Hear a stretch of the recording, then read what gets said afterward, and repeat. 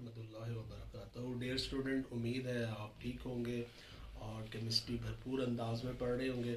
आज हम आपके लिए लाए हैं जो फर्स्ट लेक्चर था हमारा, वो बेसिकली कॉमन फीचर्स के ऊपर डिस्कशन थी। अब बेटा हमारा जो सेकंड लेक्चर है इम्पोर्टेंस ऑफ ऑर्गेनिक केमिस्ट्री, हम यहाँ डिस्कस करना चाहेंगे क्यों हमें ऑर्गेनिक केमिस्ट्री पढ़नी चाहिए, समझनी चाहिए, इसकी हमारी डेली लाइफ में क्या इम्पोर्टेंस है। तो सबसे पहले आप देखेंगे फूड, बेटा हम जो खाना खाते हैं, व्हीट गंदम खाएं, राइस चावल खाएं या लेस खाएं, पोटैटोज़, तो पोटैटोज़ के अंदर स्टार्च है, व्हीट के अंदर स्टार्च है। स्टार्च क्या होती है? अल्फ़ा डी ग्लूकोज, और ग्लूकोज के फार्मूले में कार्बन है C6H12O6, जो बड़ा पॉलीमर बना के हमारे पास पॉलीसेक्राइड बन जाता है, that is called starch.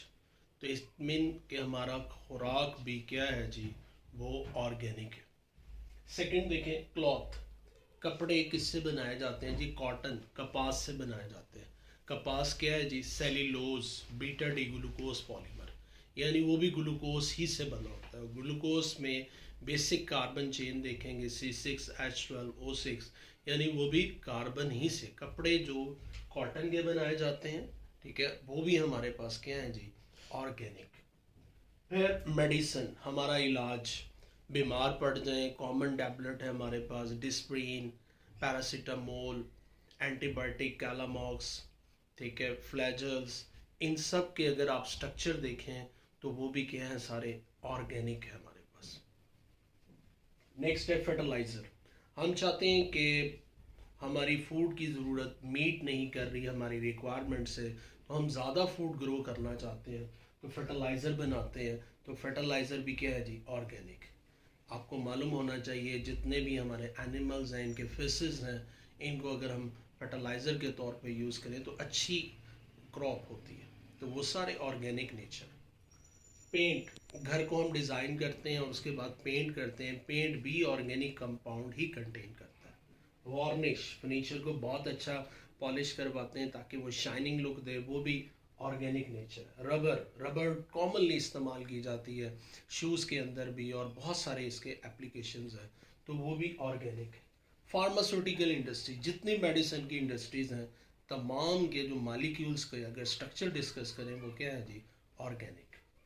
Plastic, अब हमारी जो सोसाइटी है डे बाय डे प्लास्टिक का यूज़ बढ़ता जा रहा है, प्लास्टिक सोसाइटी कहलाती है, और हमारे जो कचरा है उसके अंदर भी ज़्यादा प्लास्टिक ही होता है। तो प्लास्टिक का जो स्ट्रक्चर डिस्कस किया जाए तो उसमें भी क्या मौजूद है? Organic compounds. तो देखें, ये कोई लाइफ में, डेली लाइफ में आप हर चीज़ देख सकते हैं जो क्या है जी?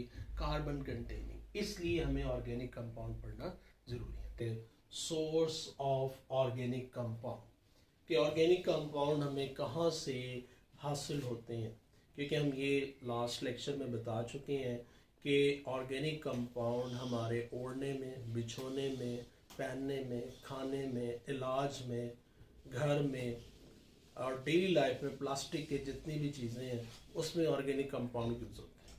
तो डेफिनेटली हमें क्रेज़ पैदा होगा कि ये जानना चाहिए कि ऑर्गेनिक कंपाउंड में कहाँ से मिलते हैं। तो ऑर्गेनिक कंपाउंड का जो सोर्स है बेटा, 5 सोर्सेज हैं: coal, natural gas, petroleum, animals and plant. First of all हम कोल को डिस्कस करेंगे। 500 years अगो कोल थ्योरी हमें बताती है कि एनिमल्स, प्लांट, डेड प्लांट्स ज़मीन के नीचे दब गए। बिंग एज ए मुस्लिम हमारा ईमान है कि आदम सानी हज़रत नूह अलैहिस्सलाम को कहते हैं। जो बहुत बड़ा तूफ़ान हज़रत नूह अलैहिस्सलाम का आया तो बहुत सारे जो काफिर थे, नॉन बिलीवर थे, जो उस वक्त के नबी को ईमान नहीं लाए, तो अल्लाह ने उन्हें अज़ाब से गर्क कर दिया था। अब वो जब पानी पूरी ज़मीन के ऊपर फैला होगा तो उसमें बेटा डेड प्लांट भी आगे होंगे, एनिमल्स भी आगे होंगे, ह्यूमन बींग्स भी आगे होंगे। तो फिर जैसे पानी सूखा, उसके ऊपर मट्टी, आंधी चली, और जिससे इंसान, दरख्त और एनिमल्स ज़मीन के नीचे दब गए। उनके ऊपर डिके का प्रोसेस होता रहा, बैक्टीरियल और केमिकल एक्शन होता रहा, जिसकी वजह से वो डिकम्पोज होना शुरू हो गए। तो would bacterial and chemical action से कन्वर्ट हो गई पीट में। हाई टेम्परेचर एंड प्रेशर, क्योंकि बेटा आपको मालूम है अर्थ सेंटर से कोर जो है अर्थ का वो बहुत हॉट है, इस वजह से जब चीज़ नीचे दबती है तो उसे डेफिनेटली हाई टेम्परेचर मिलता है, और ऊपर से हाई प्रेशर ज़मीन सॉइल जो मिट्टी उसके ऊपर आई होगी उसका प्रेशर, उससे बना लिग्नाइट। लिग्नाइट पे प्रेशर अप्लाई किया बिटुमिनस, और फिर अब प्रेशर लगा anthracite. That is a different form of coal. ये कोयले की बहुत ही इंपॉर्टेंट फॉर्म्स है। बेहतरीन कोयला जो है वो है एंथ्रासाइट। इसमें कार्बन परसेंटेज नियर अबाउट 90%, और इसमें कार्बन 80%, इसमें नियर अबाउट 70%, इसमें 60%। ये अप्रोक्सीमेशन हमने एक सिंगल फिगर दिया, नहीं तो ये रेंज है। ये इनमें कार्बन परसेंटेज हमें ये डिटरमिन करने में हेल्प करती है कि कौन सा कोल सबसे अच्छा है, क्योंकि जिसमें जितनी कार्बन परसेंटेज होगी वो उतना ज़्यादा हीट देगा, और जितना ज़्यादा हीट देगा उसका हमें यूज़ कम करना पड़ेगा। यानी अगर एंथ्रासाइट कोल मैं परचेज करूं तो ये मुझे ज़्यादा हीट प्रोवाइड करता है 1 kg में, और 1 kg में बिटुमिनस कम हीट देगा। लिग्नाइट 1 kg लूंगा तो उससे भी कम। पाकिस्तान के अंदर कोल के रिजर्व्स 184 बिलियन टन है, एक्सेस अमाउंट में है। तकरीबन 4 प्रोविंसेस हैं, उन सब के अंदर कोल अथॉरिटीज़ मौजूद है। तो एक तो हम यहाँ आपको बता रहे हैं जी that is the different stages of the coal, और बेटा उसके बाद है कार्बोनाइजेशन और डिस्ट्रक्टिव डिस्टिलेशंस। कार्बोनाइजेशन क्या होती है? कार्बोनाइजेशन को हम इस तरह डिफाइन करते हैं, कोल को 500 से 1000 डिग्री एब्सेंस ऑफ एयर। ये बड़ा इंपॉर्टेंट पॉइंट है। अगर आपने एयर दी और हीट किया तो इससे स्मोक बनेगी, बर्निंग हो जाएगी, कार्बन डाइऑक्साइड और वाटर बन जाएगा, मेन प्रोडक्ट नहीं बनेगा। तो इसलिए आपने मेक श्योर करना है क्लोज कंटेनर लेंगे, वहां सक्शन अप्लाई करेंगे, सारी एयर को रिमूव करेंगे और फिर हीट करेंगे उस क्लोज कंटेनर को। उससे हमें बहुत इंपॉर्टेंट प्रोडक्ट जो मिलेंगे वो है कोक। कोक कहते हैं प्योर कार्बन को, ये रिड्यूसिंग एजेंट के तौर पे एक्ट करता है। कोल गैस ये मिलेगी, ये कार्बन मोनोऑक्साइड और हाइड्रोजन का मिक्सर है, ठीक है। और ये मेथनॉल आगे चैप्टर्स में पढ़ेंगे, मेथनॉल बनाने के काम आती है, वुड स्पिरिट से बनती है।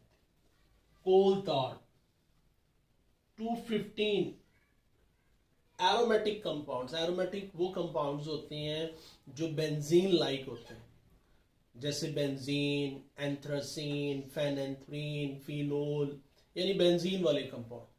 तो इन 215, इससे भी ज़्यादा रिसर्च क्योंकि बढ़ रही है तो day by day new compounds और भी डिस्कवर हो रहे हैं। तो कोल तार से 215 एरोमेटिक कंपाउंड्स हमें मिले। तो देखिए कितने यूजफुल प्रोडक्ट्स मिलते हैं अगर कोल की कार्बोनाइजेशन कहें या डिस्ट्रक्टिव डिस्टिलेशन कहें। वेरी इंपॉर्टेंट शॉर्ट क्वेश्चन भी है। अब यूजेस क्या हैं जी कोल के? हम जो कोल यूज कर रहे हैं हम डोमेस्टिकली यूज करते हैं, इसको घरों में यूज करते हैं। कोयटा वाली साइड के ऊपर जाएं तो वहाँ हम घरों में इस्तेमाल करते हैं डोमेस्टिकली। और ब्रेक द किलन्स, ऐसा है कि जो ईंटें बनाने वाले भट्टे होते हैं, कॉलम शेप आप देखेंगे रोड साइड के ऊपर बने होते हैं, वहाँ ईंटें पकाई जाती हैं, उसके अंदर भी हम कोयले को यूज़ करते हैं। तो ये इसके यूजेस। नेक्स्ट हमारे पास बड़ा इंपॉर्टेंट सोर्स है नेचुरल गैस।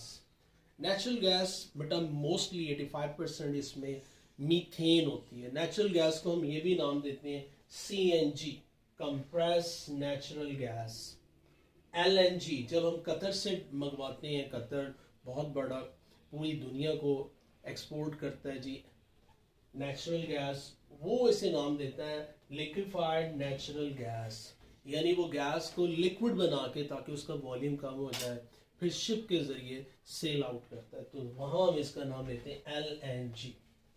मीथेन्स एक कार्बन एक हाइड्रोकार्बन यानी लो हाइड्रोकार्बन्स कहते हैं, और जितने हाइड्रोकार्बन कम यानी कार्बन चेन कम होती है, बॉइलिंग पॉइंट में डेफिनेटली क्या होता है उसका कम होता है। चीपेस्ट फ्यूल इस वजह से कहते हैं क्योंकि पाकिस्तान में सुई के मुकाम पे एक सेस में एक बहुत बड़ा रिजर्व है नेचुरल गैस का, जो पूरे पाकिस्तान को सप्लाई की जाती है। तो इसलिए हमारे चीपेस्ट फ्यूल जो कंसीडर होता है वो नेचुरल गैस। नेचुरल गैस को हम इंडस्ट्रीज में भी यूज़ करते हैं, for example cement industries, fertilizer industries, power generation industries, जहां हम फ्यूल के तौर पे पावर जनरेशन इलेक्ट्रिसिटी प्रोड्यूस करते हैं। थैंक यू, अल्लाह हाफिज़।